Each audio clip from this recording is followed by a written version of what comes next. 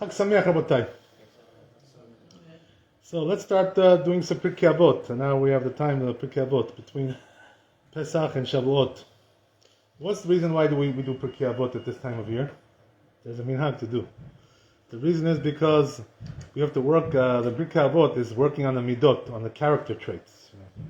So this is a very important thing, especially at this time of year. Why? Because from Pesach until Shavuot, what does it say in the Gemara? That the Talmidim of Rabbi Akiva, 24,000, they all passed away, they all died. Why is that? Because they didn't give respect to each other, no respect. So what does that mean, no respect? No midot, no character, bad character, no respect. You don't respect your fellow, you don't respect your fellow in synagogue, you're in the yeshiva, your neighbor, you don't respect nobody. You don't respect your employee, you don't respect your boss, you don't respect nobody, right? This is very bad, so how can it be, right? Chachamim, 24,000 people, Talmidim of Rabbi Akiva, they don't respect each other. What? No respect? But how can you not respect him? He's Talmid Chacham, you have to respect him. Any question, You understand? We have to take Talmid of them like a lot of time already, right? Yeah.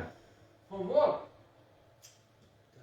What's the question? What's the question? They never respect each other. Yeah.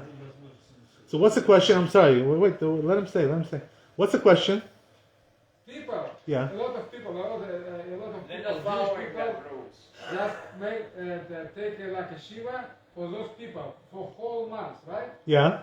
For what? Because they didn't respect each other. So you're asking why they died? Still continue. No, Why he's they? asking why so much respect from Jewish people to those people who never was respect each other.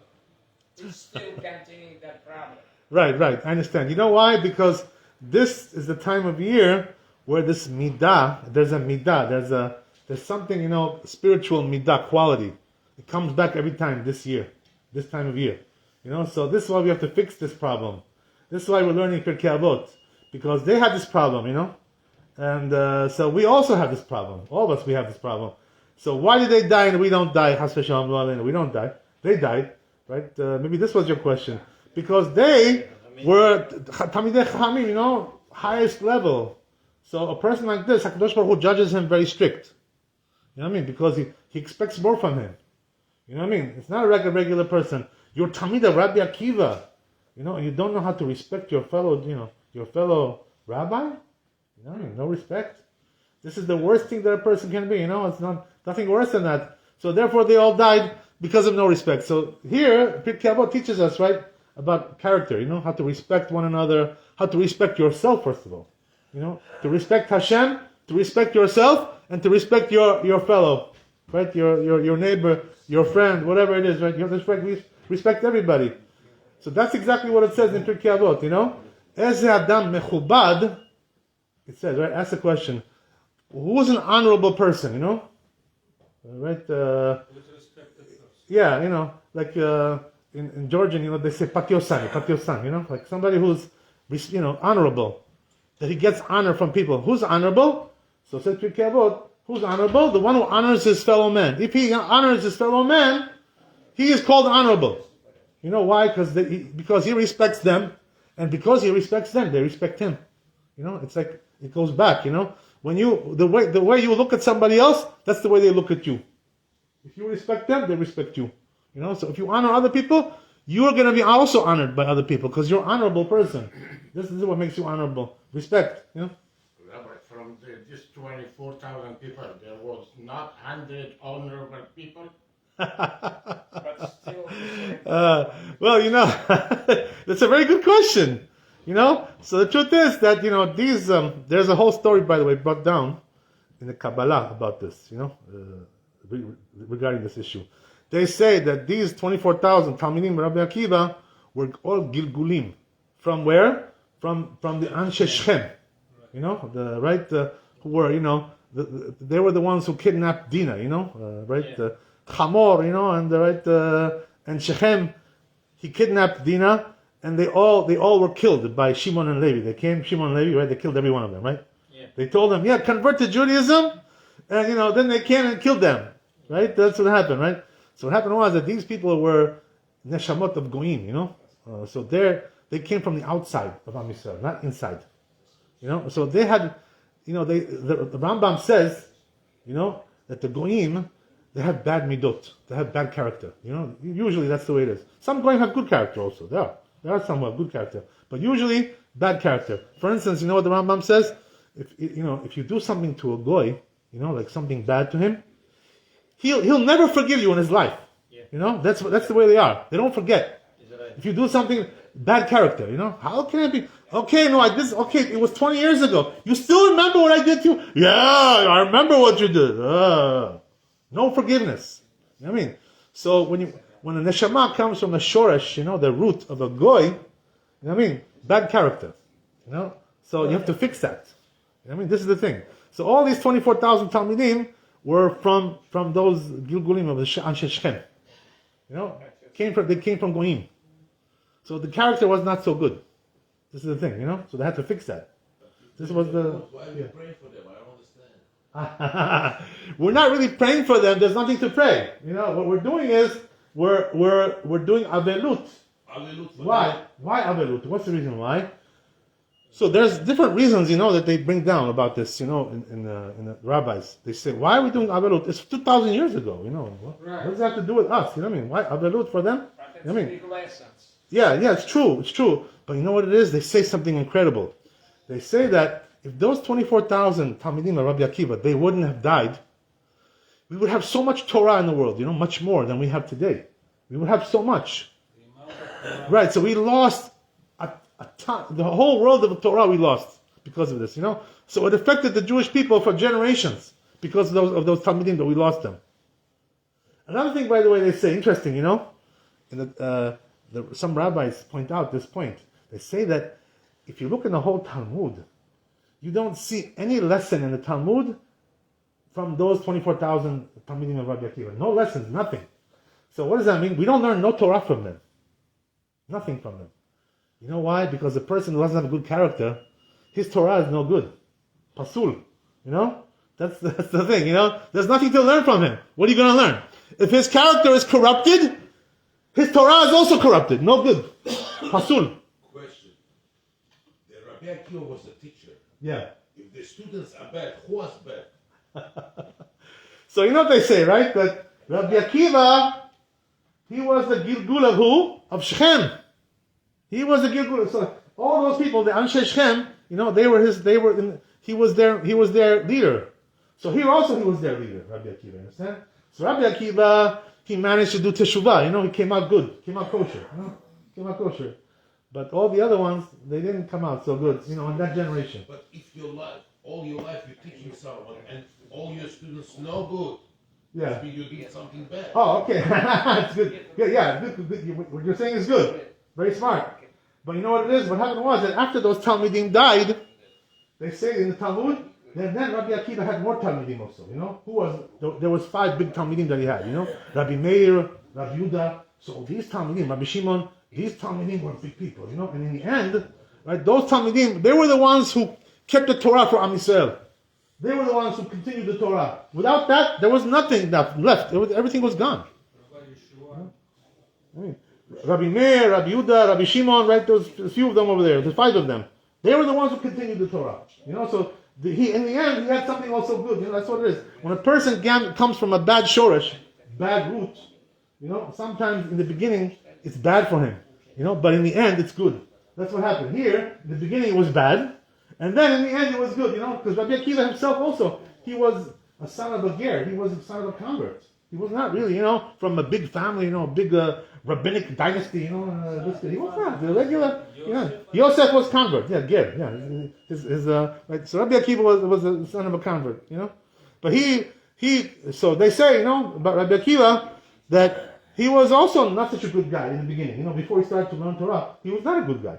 He was Amaretz. Yeah, but You know what this means, find your right? way to Torah, right? I'm sorry? 40 years. Find Yeah. your way. He was Amaretz. So what does this mean? They say, that it says in the Talmud like this. Amaretz hates Talmid Chacham more than the Goy hates the Jew. Did you ever hear this before? No? Can you imagine? Doesn't know Torah, he's The Talmid Chacham more than the Goy hates the Jew. well, there is a point.